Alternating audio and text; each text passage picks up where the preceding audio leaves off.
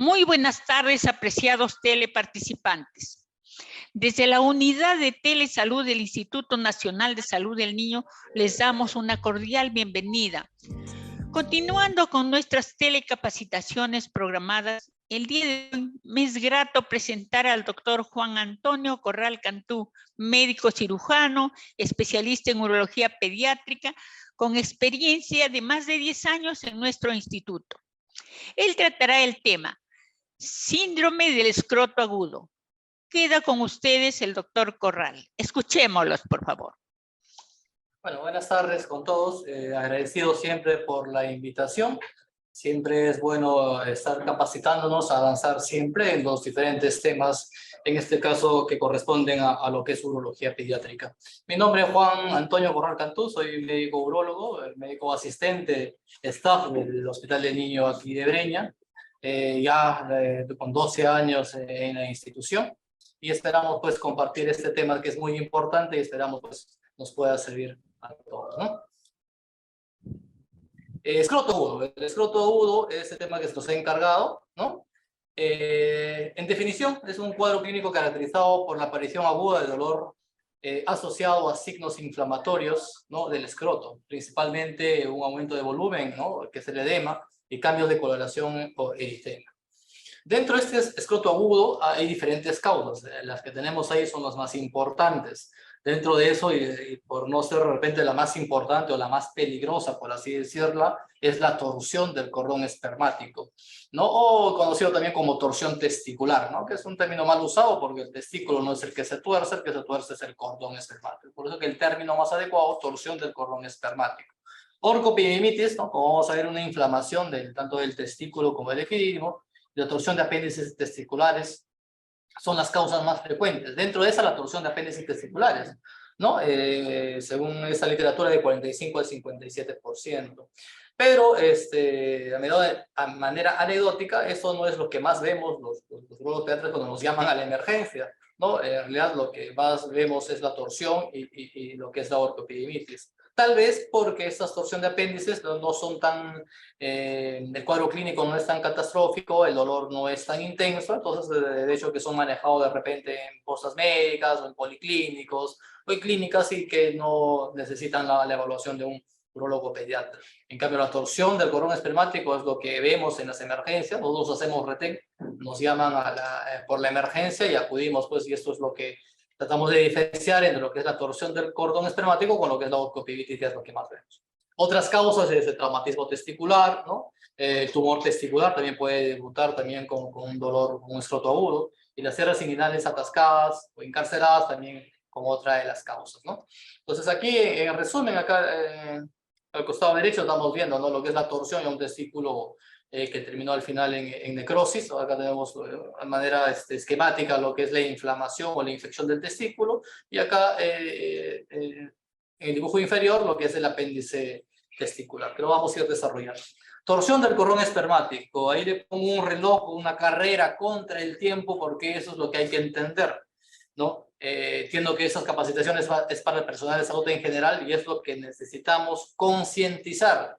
La torsión del cordón espermático es una emergencia urológica y corremos contra el tiempo para poder, de esto de acá de la mano izquierda, que es salvar el testículo, que hay perfusión del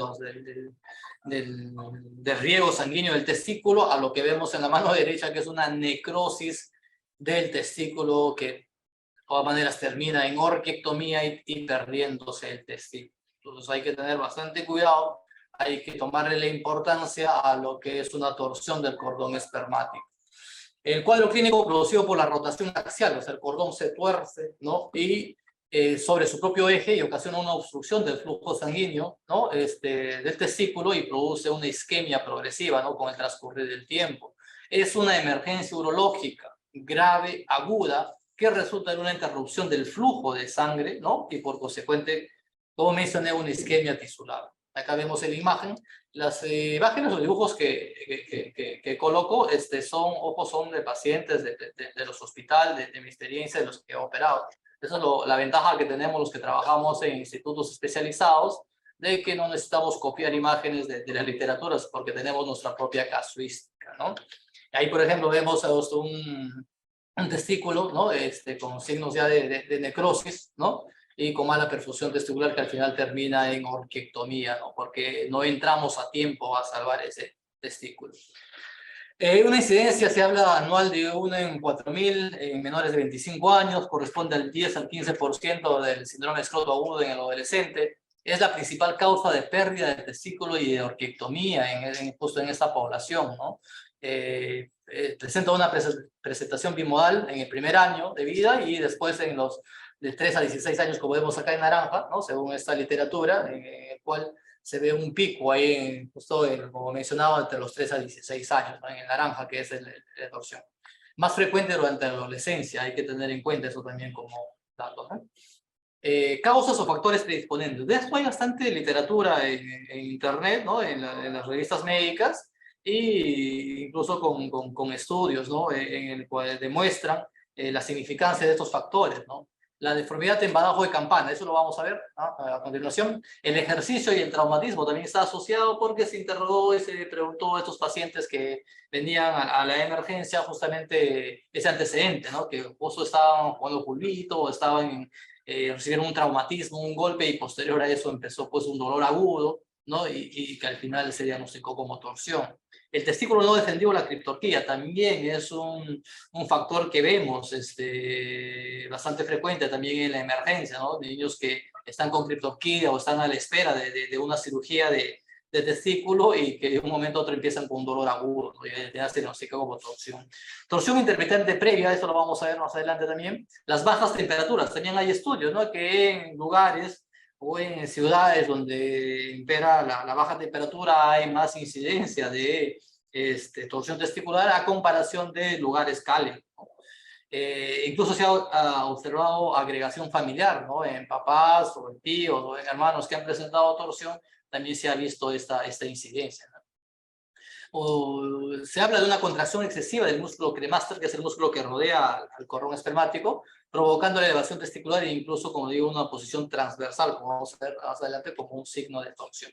Entonces acá, por ejemplo, es esta revisión, ¿no? Bibliográfica en el que hablan la deformidad de campana, ¿no? ¿Qué es la deformidad de embadajo de campana?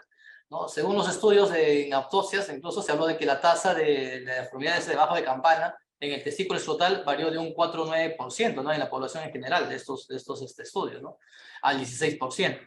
Y que había incluso era de manera bilateral, o sea, si había en un testículo que había esta deformidad de bajo de campana, incluso encontraban, como ven ahí, más del 50%, incluso hasta el 100%, o sea, que es una deformidad que se presenta en un testículo con alto riesgo de también presentar en el otro testículo. En los casos de torsión intravaginal, ¿no? Que son en niños o en neonatos agudos, se observó incluso esta deformidad de manera bilateral, incluso igual, ¿no? Mayor al 50 hasta el 100%. Acá vemos en la imagen, acá en la A, es lo que la implantación normal de lo que es la vaginal, ¿no? En la parte superior y en la parte inferior, ¿no? Este es el testículo, el epidídimo, el rodeando. Eso es la implantación normal. Cuando es una deformidad de bajo de campana, esa implantación es alta en ambos lados, tanto el superior como el inferior. Y eso hace la apariencia justo como una campanita, ¿no? Como habla su nombre de badajo, ¿no? La campanita de la campana. Y eso lo deja libre para no tener una resistencia a hacer una torsión con los factores predisponentes que hemos mencionado, ¿no? Traumatismos, golpes, ejercicios, ¿no? Y eso es lo más aceptado en la cuestión de lo que es la torsión testicular como factor de riesgo. La torsión testicular intermitente, síndrome de torsión o testículo de torsión es otra entidad que a veces nos da dolor de cabeza a los urólogos pediatras. ¿Por qué? Porque significa la presencia de un dolor súbito de corta duración y que desaparece espontáneamente, asociado no a la presencia de una posición horizontalizada del testículo. Al momento de examinar, el paciente puede encontrarse asintomático ya, ¿no? Y sin signos característicos, es difícil diagnóstico, ¿no? ¿A qué se refiere eso? Que el paciente se tuerce el testículo, da dolor, ¿no? Un dolor súbito, hasta que los papás lo llevan a emergencia, hasta que le hagan la ecografía, lo que está torcido se destuerce, lógicamente calma el dolor, no hay signos inflamatorios, entonces uno llega a la emergencia, lo examina, si lo ve normal, le hacen la ecografía, lo ve normal, ¿no? Entonces, igual, ¿no? Hasta otro episodio donde nuevamente se tuerce y nuevamente van a emergencia, nuevamente lo examinan y síndrome de torsión, distorsión, torsión, distorsión. Hay que hacer una buena anamnesis para poder llegar al diagnóstico porque no hay nada que te diga que es torsión, ¿no? Porque la ecografía es normal, por eso se habla de difícil diagnóstico. Y el tratamiento, cuando haya sospecha de esta patología, es netamente la orquidopexia bilateral, ¿no? O sea, fijar los testículos para que ya no se esté torciendo, distorsiendo.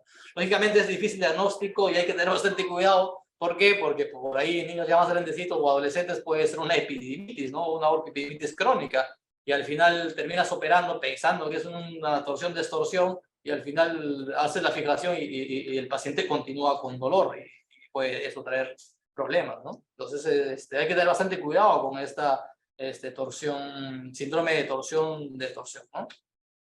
Eso es lo que hablaba en cuanto al manejo, a la carrera contra el tiempo, ¿no? Se habla de que tenemos a 4 a 8 horas, ¿no? En promedio 6 horas, con una tasa de 90 al 100% de poder salvar el testículo. ¿Qué quiere decir? De que cada 10 pacientes que operamos en el transcurso de 6 horas, 9 a 10 se van a salvar el testículo y uno por ahí se va a terminar en orquiectomía.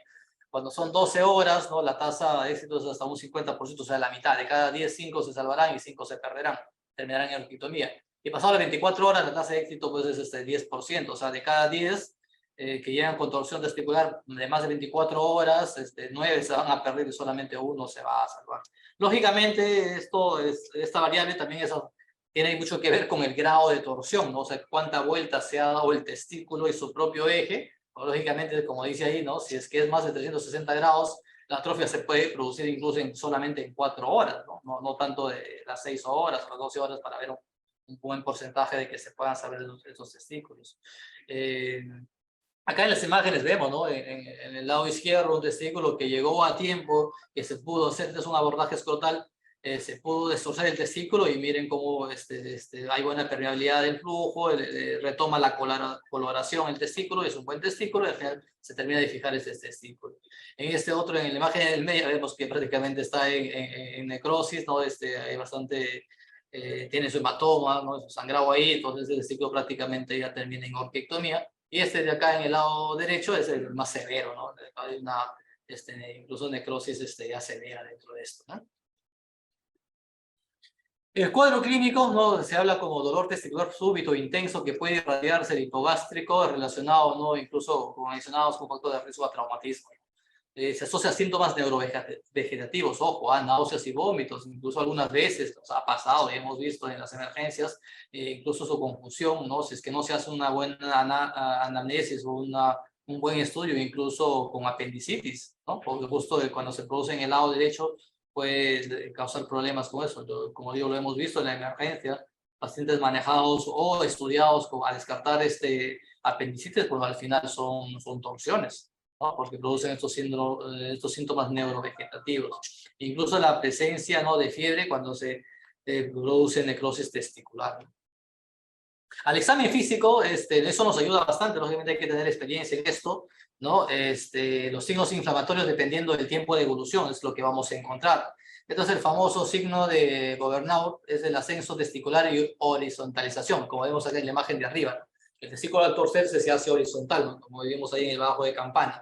Entonces al momento del examen físico de la endoscopía, al momento de nosotros de llegar a la emergencia y examinar, vemos ese signo característico de lo que es la torsión, ¿no? Que es el testículo horizontalizado.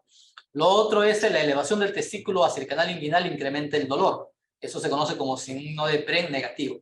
¿Por qué? Porque el signo de PREM positivo se da en las orquitis, ¿no? En una orquitis o una inflamación del testículo, al momento de elevar el testículo, ese dolor calma, disminuye y el niño se siente más, o el paciente se siente más tranquilo. Entonces a eso se llama signo de PREM positivo, que es característico de la orquiopididimitis. En cambio, en la torsión, ese signo de PREM es negativo y más bien incrementa el dolor. O sea, uno examina, eleva el testículo, lo eleva y peor, por así decirlo, se tuerce más y el paciente siente que no soporta eso e incluso que le duele más, ¿no? Entonces, ese es otro signo característico.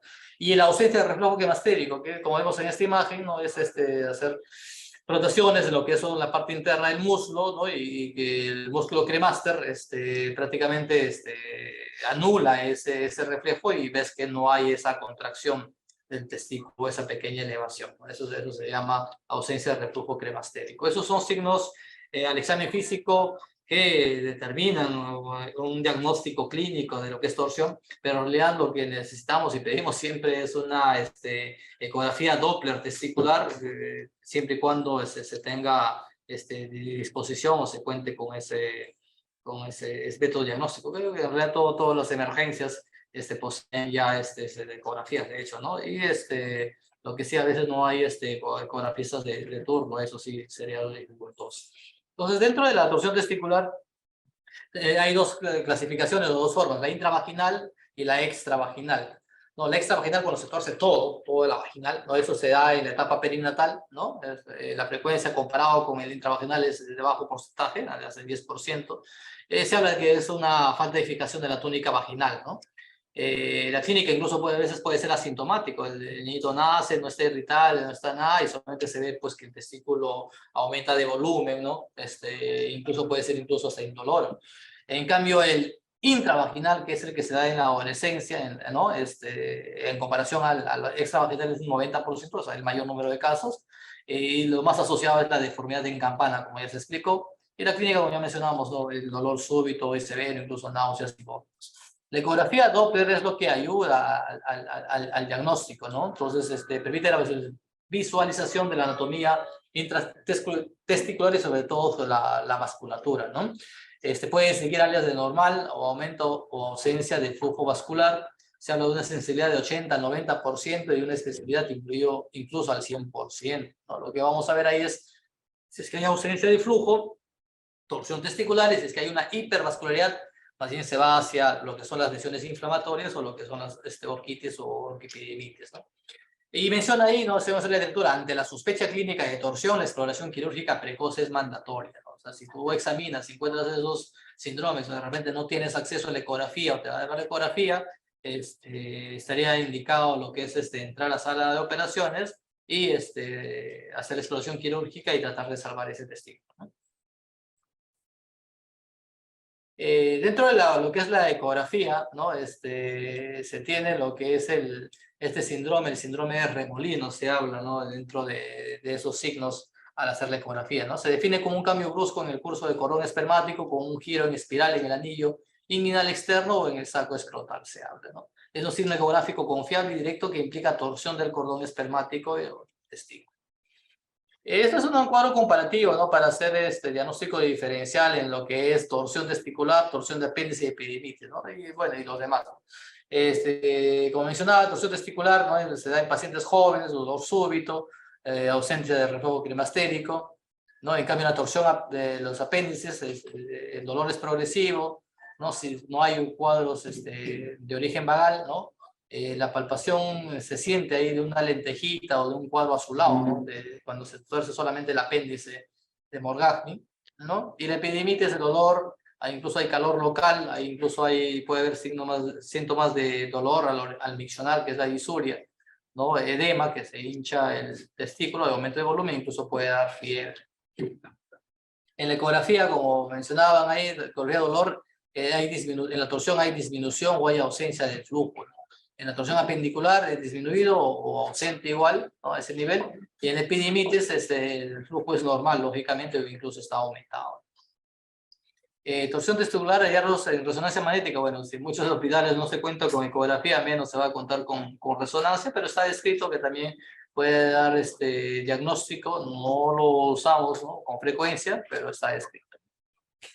Se habla también de la distorsión manual, ¿no? Como un tratamiento paliativo antes de que uno entre a sala de operaciones, porque a veces nos hace complicado a los urólogos hacemos retén, ¿no? A veces uno no tiene la culpa de vivir a 2 horas o 1 hora con todo el tráfico acá del instituto, del hospital.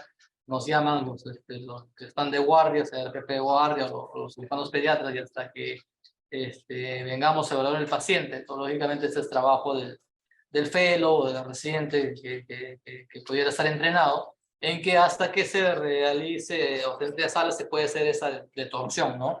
Que es jalar hacia abajo y rotar hacia afuera, como abriendo un libro, ¿no? En la imagen B, como vemos, acá está el penecito, los testículos, abrir, ¿no? Lo que es el testículo derecho del paciente, ¿no? Hacia afuera, ¿no? Y hacia arriba y hacia afuera, igualito, ¿no? Si es el testículo del lado izquierdo del paciente, igual como quien abrir un libro, ¿no? De afuera hacia adentro. Y eso reduce la detorsión y nos da tiempo, pues, a que haya flujo y hasta que entremos a sala de operaciones y poder resolver el problema.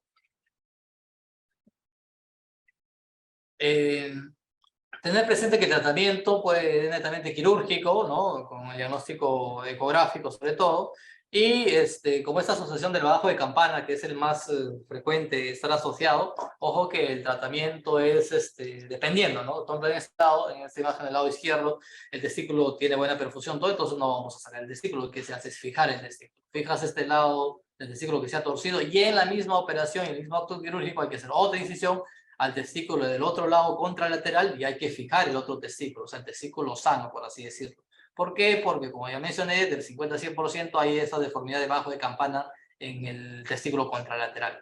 En ese otro caso, por ejemplo, ¿no? Esta es una incisión mediana escrotal, que también es otra vía de abordaje, ¿no? Este es un escrotal de cada lado, ¿no? En un escroto y después se hará en el otro hemiscroto. Este de acá, en cambio, es una incisión mediana, en el cual se incide para un lado, para el testículo derecho y para el testículo izquierdo. Como estamos viendo acá, este testículo, pues, del lado izquierdo va a terminar en orquictomía, ¿no? Por la necrosis que tiene, y lógicamente en ese mismo acto el otro testículo se fija, se pone punto de fijación. Este lado derecho también igual, también ese testículo termina también en hacer una incisión en este hemiescroto, ¿no? Se ve que el testículo va a terminar en orquictomía, se pone y se liga, se clampa o se liga el testículo, y lógicamente hay que entrar con otro corte en el otro escroto y para fijar el otro testículo que está quedando. Hay también el abordaje inguinal también, ¿no? Esto también se puede entrar por ese abordaje, por acá, ¿no? Una incisión inguinal y vemos cómo este testículo pues está necrótico. Eso lógicamente también termina en orquiectomía. Y en el mismo acto quirúrgico hay que entrar en el otro testículo, ¿no? Y esto es la clásica fijación de testículo que hacemos en las orquidopexias, ¿no? En las orquídeas, ¿no? También se puede usar esa técnica para fijar el testículo que no se ha torcido, pero por tener el riesgo de tener también bajo de campana, se entra a explorar y se entra a hacer la pexia de ese testículo, ¿no? Hablando ya sobre lo que es el impacto, ¿no? de la torsión testicular en la función, ¿no? La torsión testicular, ojo, que causa una disminución a largo plazo de la motilidad de los espermatozoides y reduce el recuento general de espermatozoides, ¿no? Incluso en la reducción de la calidad del semen puede ser causado por daño isquémico y lesión de perfusión. O sea, a pesar de ser destorcido, ese daño ya por factores que vamos a ver adelante que se producen, forman y pueden producir ya el daño testicular, ¿no? Las teorías sobre el daño contralateral, incluso el testículo que no se ha torcido, incluso el testículo sano, incluso hay teorías que hablan pues de que habría un daño en este testículo, principalmente se hicieron estudios en animales, ¿no? Y habría que ver eso, de ahí se repercute en lo que es en los seres humanos, ¿no? Las hipótesis hablan de una lesión por reperfusión ipsilateral provoca una vasoconstricción mediante el simpático receptor colateral, lo que produce hipoxia, ¿no? Vemos acá en este gráfico, ¿no? Por ejemplo, lo que es la torsión del testículo, que produce vasoconstricción, ¿no? A pesar de hacer, bueno, si termina en orquiectomía, pero a pesar de hacer orquidopexia en el testículo contralateral, ¿no? Esa isquemia de reperfusión, produciría, ¿no? Especies reactivas de oxígeno, radicales de oxígeno, en el cual a la larga producirían disminución de la movilidad, de la morfología, ¿no? E incluso en la disminución del conteo de espermatozoides y por tanto de infertilidad, ¿no? Esto hablan sobre esta otra teoría sobre los anticuerpos antiespermatozoides, ¿no? En sus siglas ASA, ¿no? Los anticuerpos antiespermatozoides, como te digo, que producirían en el futuro un daño incluso en el testículo sano, por así decirlo. La función testicular contralateral está comprometida antes de la torsión testicular debido a una disquinesia testicular. Eso también habla, ¿no? De una asociación con una disquinesia testicular congénita ya preexistente que produciría ese daño. El otro diagnóstico diferencial, lo que mencioné, es la torsión de los apéndices testiculares. ¿Qué son los apéndices, no? Son estructuras, ¿no? Que desde el testículo y el epidídimo y que tienen diferente nomenclatura, ¿no? Los apéndices testiculares, el orgasmo es el que sale acá en el polo superior del testículo, y cuando son derivados del mismo epidídimo también tienen otros nombres, ¿no? Órgano de Giraldes también se le llama, ¿no? Apéndices del epidídimo o de los vas aberrans, cuando incluso salen a nivel del cuerpo o la cola. Los apéndices testiculares o de Morgagni no son un resto embrionario del conducto de Müller, ¿no? Normalmente adherido al polo superior del vesículo en la albuquimia, ¿no? El apéndice epidimario de átido pediculado de Morgagni, como mencioné, son restos del conducto de Wolff, de acá en el caso de Morgagni, y se localizan en la cabeza del epidídimo, ¿no? Esa es la variación ya de acuerdo a su formación congénita, ¿no? En su formación del testículo. Recibe diferentes nombres de acuerdo a su presentación. La idea de esto es de que estos hidratos se tuercen, se pueden torcer solamente localmente, ¿no? Y eso producen también, lógicamente, signos de una torsión, ¿no? Un síndrome escrotal agudo, ¿no? Presente en el 80-90% de los testículos, me refiero a la hidrate de Morgagni, es un rodamiento embrionario conducto de Müller, como mencioné, sin función conocida, ahora no se sabe su función, y que puede torcerse, ¿no? Causando dolor y gran aumento de volumen, necrosis y exudación de la vagina. Y como vimos al inicio, en lo que es epidemiología, esto es lo más frecuente en realidad, ¿no? Es lo más frecuente que produce un escroto agudo comparado a la torsión y comparado a la epididitis, ¿no? Cuadro clínico, dolor y aumento de volumen. Al examen físico se ve esta puntito o signo de gota azul, se llama, ¿no? Al momento de examinar se puede evidenciar ese signo característico de una torsión de hidrate, ¿no? El tratamiento es netamente conservador, ¿no? Es un proceso autolimitado, ¿no? Hay que reducir la inflamación con hielo local, antiinflamatorios y, lógicamente, el reposo al limitar la actividad física. Acá hay una imagen, esto sí es sacado de internet, ¿no? Lógicamente se pienso yo, como si fuera una torsión testicular, entraron a explorar y al final no encontraron torsión, no encontraron epidemitis, sino encontraron una torsión de hidrato. En cuestión a lo que es la epidemitis aguda, ¿no? Como es el otro diagnóstico diferencial de este síndrome de escroto agudo, se habla de una incidencia de 1.2 por cada 1000 niños de 2 a 13 años. La etiología depende de la edad también. En menores de 14 años la causa se desconoce en gran parte, menciona la literatura. A las anomalías anatómicas que provocan el reflujo de orina infectado o estéril hacia los conductos eyaculares se habla como una causa de estas inflamaciones, ¿no? Y parte de un síndrome postinfeccioso también se puede hablar cuando hay micoplasma, enterovirus y adenovirus, también cuando se habla de origen viral, ¿no? En los adolescentes y ya jóvenes, ¿no? De 14 a 35 años sexualmente activos, lógicamente la etiología va a ser diferente, ¿no? Y ahí pensamos en clamidia o en Neisseria o en gonorrea, ¿no? Incluso se habla de una epididitis aguda no infecciosa, ¿no? Cuando hay una reacción adversa a un medicamento o cuando hay un reflujo de orina estéril también podría producir una epididimitis aguda no infecciosa. La etiología, como mencioné, varía de acuerdo a la edad, ¿no? En lactantes, pues, la gran mayoría son infecciones virales, en prepubres puede haber bacterias coliformes, ¿no? Que afectan la vía urinaria. En adolescentes ya, por lo que son sexualmente, en los que son sexualmente activos, lógicamente la etiología, como ya mencioné, es diferente, ¿no? Síntomas, dolor, igual que el escroto agudo, dolor, edema, eritema, incluso puede producir fiebre. En adolescentes, incluso, si es que es una enfermedad de transmisión sexual, puede producir secreción uretral, ¿no? Síndrome de descarga uretral, disuria o dolor al orinar, dolor escrotal, incluso con aumento escrotal o edema. Acá vemos, por ejemplo, lo que es el típico de una síndrome de descarga uretral, ¿no? Que es la gonorrea. El examen físico hay que examinar, hay dolor a la palpación, al epididimo, y lógicamente la elevación del escroto puede aliviar el dolor, es lo que mencionaba al inicio, ¿no? Como esos signos característicos o mediante examen físico para poder diagnosticar o hacer diagnóstico diferencial con una torsión testicular. En este caso es un PREM positivo, porque al elevar el testículo calma el dolor, ¿no? Exámenes auxiliares, lógicamente se habla de la ecografía, ¿no? Para poder hacer su diagnóstico diferencial con la torsión, ¿no? En adolescentes con prácticas sexuales de riesgo de flujo uretral, hay que solicitar lógicamente exudado uretral, ¿no? Las tinciones de Gram para evaluar o diagnosticar o encontrar o buscar lo que es Neisseria gonorrhoeae. Lógicamente prueba de VIH si hay una relación sexual de riesgo o de alto riesgo, y también un urocultivo para ver una asociación con una infección urinaria. Lo que se solicita es una ecografía testicular Doppler ante la sospecha, lógicamente, de una torsión testicular, que nos hará el diagnóstico diferencial si es que es una torsión o una orquiopidimitis, ¿no? El tratamiento se menciona que en niños pequeños no usar antibióticos. ¿Por qué? Porque las causas son virales, entonces no tendrían caso usarlo.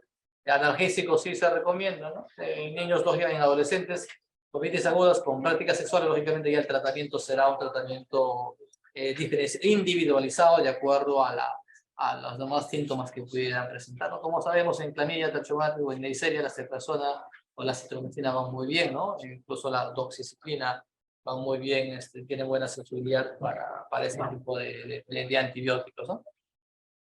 Tratamiento no farmacológico también muy importante, ojo, en las epidemitis o en las orquitis, ¿no? El reposo a la actividad física ayuda bastante, ¿no? Eso es parte del tratamiento, ¿no?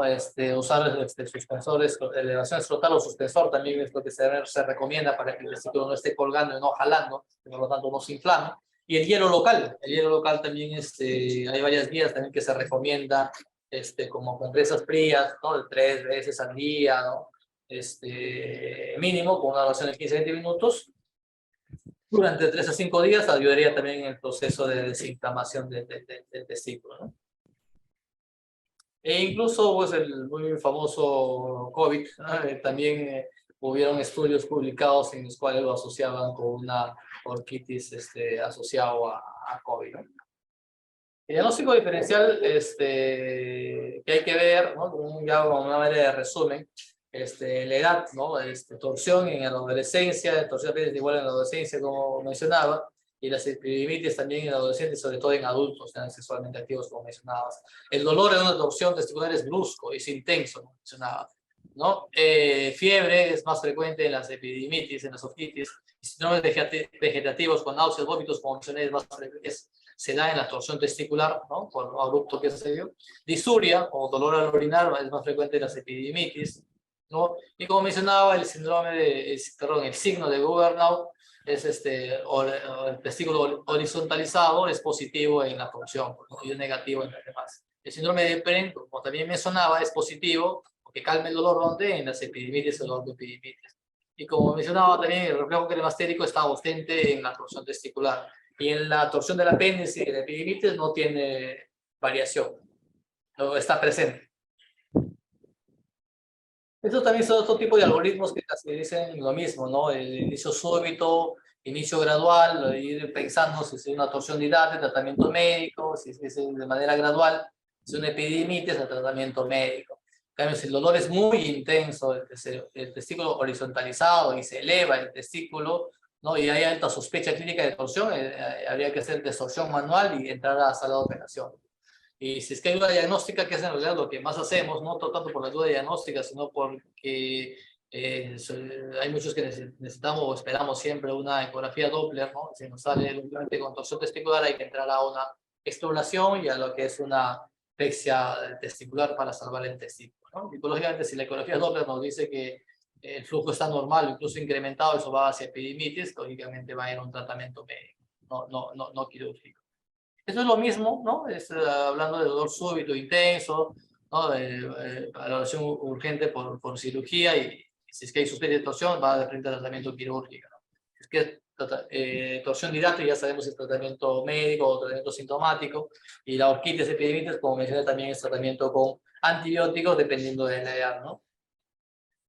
Incluso la guía de manejo de la Asociación Europea de Urología menciona, ¿no? No demorar la intervención, ya que la torsión testicular es una emergencia urológica pediátrica, nivel de evidencia de grado 3 y grado de recomendación A, menciona, ¿no?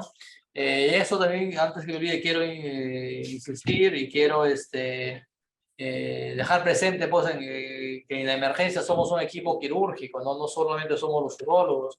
Desde que llegamos también está el personal de enfermería, está el personal técnico y el personal de laboratorio. Muchas veces cuando nos llaman al retén y yo indico, ¿no? Y ya hay la ecografía que habla de función testicular, indico que ya le cursen los prequirúrgicos, hasta las 2 horas que me demoro con todo el tráfico de domicilio, llego y veo, pues, que a veces que que los laboratorios todavía no están, que todavía no lo han hecho evaluar por el pediatra para hacer su riesgo quirúrgico, su evaluación prequirúrgica. Entonces, lógicamente uno, ¿no? Pregunta a las enfermeras, ¿no? O al personal técnico, dice, no, se ha pedido, todavía no está. Entonces me ha tocado muchas veces ir al laboratorio, ¿no? Y conversar y explicar, ¿no? Al laboratorio la importancia que es y la rapidez que se necesita tener esos resultados para poder entrar a la sala de operaciones cuanto antes para poder salvar el testículo, porque en esta patología, en la torsión, cada minuto cuenta, ¿no? Y si nos demoramos en entrar a la sala de operaciones, lógicamente se tiene más chance de que esos testículos terminen en necrosis y se malogren el testículo y tengamos que extirpar el testículo. Entonces somos todos un equipo, ¿no? Entonces trabajemos todos, lógicamente, esas capacitaciones sirven para eso, para saber de que realmente la torsión testicular es una emergencia y necesitamos entrar cuanto antes, los minutos cuentan a entrar a la operación, si no es que el urólogo venga y que porque está apurado, porque ya quiere irse a su casa y quiere operar primero, y quiere adelantar la operación y meterse pues antes que el traumatólogo, antes que el ginecólogo, antes que el cirujano, ¿no? Eso es lo que hay que entender. Entonces, que acá el tiempo cuenta y eso es lo que se está estipulado es lo que es una torsión testicular. Basar la decisión clínica en el examen físico, dice acá, ¿no? El uso del ultrasonido Doppler para evaluar el escroto agudo es útil, pero no debería demorar la intervención quirúrgica. En eso un poco se discrepa, ¿no? Porque yo hago mi examen físico y tengo dudas, y sin embargo igual programo hacer operaciones y al final es una orquitis, una epidimitis, o sea, salir después de la operación y decirle al papá, ¿sabe qué, señor? Me equivoqué, no fue torsión, fue una epidimitis, pues lógicamente puede traer problemas, ¿no? Entonces, eso dice la guía europea, pero nosotros acá, y creo yo, la mayoría de urólogos siempre esperábamos una ecografía Doppler para poder decidir o no entrar a la sala de operaciones. Realizar una exploración quirúrgica urgente, dice, en todos los casos de torsión testicular dentro de las 24 horas de inicio de los síntomas, ¿no? En la torsión prenatal, el momento de la cirugía generalmente viene dictado por los hallazgos clínicos, nivel de evidencia 3 y grado de recomendación C, lo que mencionamos. Eso ya es el otro tipo que mencioné, ¿no? La torsión prenatal, ¿no? Que muchas veces cursa de asintomático y solamente ya se da cuenta cuando ya los testículos se atrofian y se malogran los testículos, ¿no? Eso de acá son pacientes del hospital, ¿no? No son sacados de la literatura, son fotos reales, ¿no? Que me ha tocado al momento de entrar a sala quirúrgica. Probablemente es un paciente de 12 años, ¿no? Que viene con un cuadro agudo. Lo voy a mencionar, pues bueno, nadie sabe su nombre, así que puedo mencionarlo. Paciente es familiar de un personal de salud, entonces el personal de salud sabía que hiciera torsión, el tiempo corría. Entonces, ¿qué se hizo? Se tramitó, se movió, ¿no? Conversó con todos y se llegó a hacer los prequirúrgicos inmediatamente, la ecografía igual, ¿no? Que la que mostraba, hablaba pues de hallazgos compatibles con torsión testicular. Entramos a sala en 5 horas a lo mucho, porque se corrió, se avanzó rápido con todos los análisis, pero oh sorpresa, al momento de entrar, piña, bueno, el testículo, como mencionaba ya, anteriormente, estaba torcido en más de 360 grados, tenía doble vuelta. Entonces, como ya mencionaba, incluso esos testículos, así entras dentro de las 4 horas, pues terminan perdiendo. Y justamente eso es lo que encontramos, ¿no? Una necrosis del testículo. O sea, no fue tanto el tiempo de evolución, sino fue el grado de torsión. Tenía doble vuelta. Entonces, lógicamente, el paciente terminó en orquiectomía, ¿no? A pesar de los esfuerzos y a pesar de haber corrido con el tiempo. Lógicamente, sacamos ese testículo y entramos al otro lado a fijar el testículo, ¿no? O sea, termina en orquiectomía de un lado, en este caso del lado afectado, y en ese mismo acto quirúrgico hay que entrar a operar al otro lado y hay que fijar el testículo contralateral. Este es otro pacientito, ¿no? En el cual a veces los ecografistas nos ponen un poco difícil. Nos dicen, hallazgos ecográficos compatibles con orquiopidimitis, nos ponen así. No se descarta torsión testicular en fase aguda, ¿no? Según criterio clínico, solicitar control. Pucha, eso ya nos deja a decidir a nosotros, ya nosotros con nuestros signos mediante el examen físico, el gobernado, el tren y todo, ya tenemos que decidir. En este caso, se decidió entrar a sala quirúrgica por la sospecha clínica de torsión testicular y afortunadamente pues se llegó a salvar el testículo, ¿no? Trago a tiempo. Este es otro casito, ¿no? En que en la ecografía nos sale el testículo epidídimo izquierdo de aspecto congestivo, signos ecográficos compatibles con torsión testicular, con flujo arterial presente, levemente disminuida, ¿no? Probablemente nos hablan los ecografistas de correlacionar con el tiempo de enfermedad y el cuadro clínico. También se entró a hacer exploración, ¿no? Escrotal, en este caso por vía escrotal, y se ve que pudimos salvar todavía a tiempo el testículo, hay perfusión y todo, se llega a fijar ese testículo, lógicamente en el mismo acto operatorio, vuelvo a repetir, hay que hacer la incisión en el otro testículo y hay que fijar el otro testículo. Este es un paciente reciente, cuando me encargaron, me dieron el tema, se me presentó en la emergencia, y en este caso es un abordaje inguinal, donde vemos acá el característico, justo quiero tomar la foto para poder ver, ¿no? En este caso no estaba dentro del 50 al 100%, donde el bajo de campana, que es este lado, el lado izquierdo del paciente, o sea, el testículo izquierdo tiene el bajo de campana, miren, ¿no? La incisión de la vaginal donde está, y claramente el testículo horizontalizado, ¿no? Y al momento de explorar el otro testículo, el otro no, el otro sí tenía buena fijación de la vaginal, ¿no? En la parte superior y en la parte inferior. O sea, acá, no sé, que no se diga por las puras, de fijamos otros testículos, está estipulado, o sea, hay que entrar, ¿no? En la gran mayoría hay ese bajo de campana en ambos testículos, en este caso no, pero igual ya se fija el testículo, ¿no? Es lo que encontramos en el hallazgo quirúrgico. Bueno, eso sería todo a manera de resumen, no he querido profundizar mucho, sé que dentro del auditorio, dentro del público hay bastante personal de salud, entonces como que no he profundizado mucho, es diferente una exposición para los residentes de urología, que ya uno profundiza más cosas o términos más técnicos, ¿no? Si hubiera alguna pregunta, estaremos gustosos en poder absorber sus preguntas. Muy buen, doctor. Bien, doctor, nos han llegado algunas preguntas, le voy a transmitir. Dice, ¿el varicocele puede causar síndrome de escroto agudo? No, el varicocele, de manera de resumen, es una dilatación del plexo pampiniforme. ¿Qué es el plexo pampiniforme? Son las venas que desfogan el riñón y generalmente en el testículo, ¿no? Y se da la gran mayoría de veces en el lado izquierdo. O sea, todo paciente adolescente, joven que viene con dolor testicular crónico, ¿no? Porque el dolor es crónico, no es un dolor agudo, y que ves ahí en el examen físico que hay una tortuosidad de esos vasos sanguíneos, eso es un varicocele, y que se da más del 90% en el lado izquierdo. El dolor, para responder la pregunta del varicocele, no es agudo, ¿no? O es subagudo, para así decirlo, pero no es un dolor característico como el de la torsión, que es agudo, con náuseas y vómitos. Es un dolor más crónico, es un dolor tipo pesadez, tipo molestia, y que se incrementa lógicamente con el esfuerzo físico. El hecho de caminar, trajinar y el testículo jalar también produce dolor.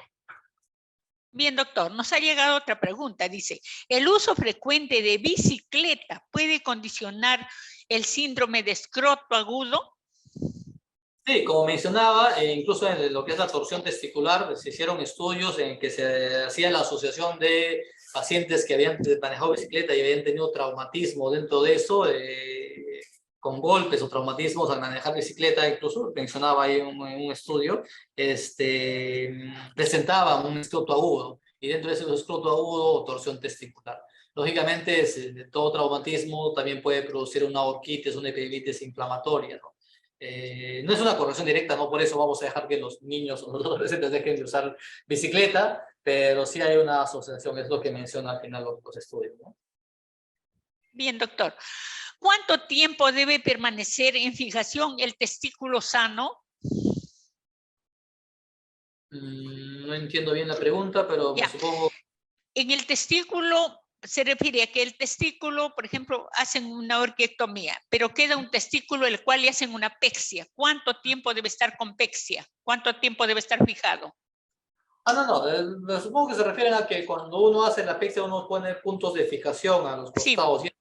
Se hace con sutura no reabsorbible, usualmente el Vicryl, y eso que es permanente, o sea, cerramos y ya se queda ahí, y eso es lo que hace que se quede pexiado y se quede fijo ahí abajo. Si hacemos la apertura inguinal o la vía inguinal, igual, ¿no? Se vierte la vaginal, ya queda sin vaginal, y se fija el testículo, se pone su punto de fijación abajo y ya queda prácticamente ahí. Ya, yo pienso que se refieren al punto de fijación, al disector que ponen al pie, supongo.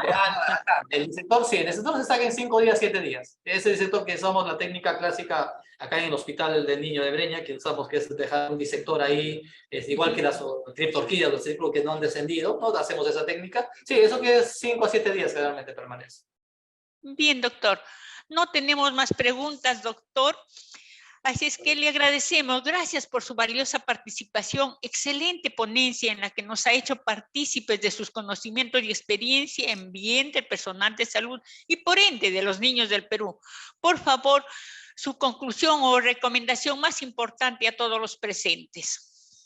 La recomendación es como acá también van a ver papás, porque sé que está en redes sociales también estas exposiciones, es de que cuando hay un escroto, un dolor testicular, no fiarse y no ir a la botica, a la farmacia y comprar un paracetamol, un ibuprofeno, no, de preferencia llevarlo pues en la medida que se tenga accesibilidad a una emergencia para que puedan examinarlo y con eso tratar de diferenciar si es que es un escroto agudo y lo más peligroso que sea una torsión testicular.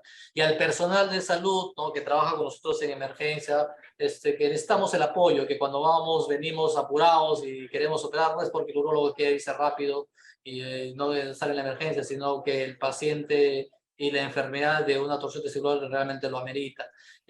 También no quiero menospreciar esto, pero sí, hay personal de sala de operaciones y todos que apenas escuchan torsión y ya son conscientes, ¿no? Y todo eso ahí, y traer que sí, también debo recalcar eso también, que recibimos bastante apoyo, incluso de los anestesiólogos, incluso dicen, no, ya, que le cursen todos sus prequirúrgicos y entra solamente con un hemograma básico y entra, ya sale y nos autorizan la sala y nos dan la sala para poder entrar lo más rápido posible. Eso, ¿no? Al personal de salud, que nos sigan brindando su apoyo y lo otro, si no lo sabían, ahora ya lo saben, que es una verdadera emergencia y hay que caminar todo por el bien de nuestros pacientes.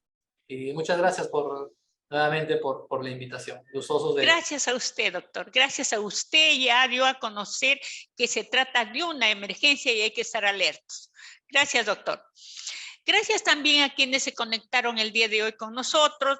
Les recordamos que este interesante tema queda colgado en la página web y canal de YouTube de Telesalud del Instituto Nacional de Salud del Niño. Muy buenas tardes a todos.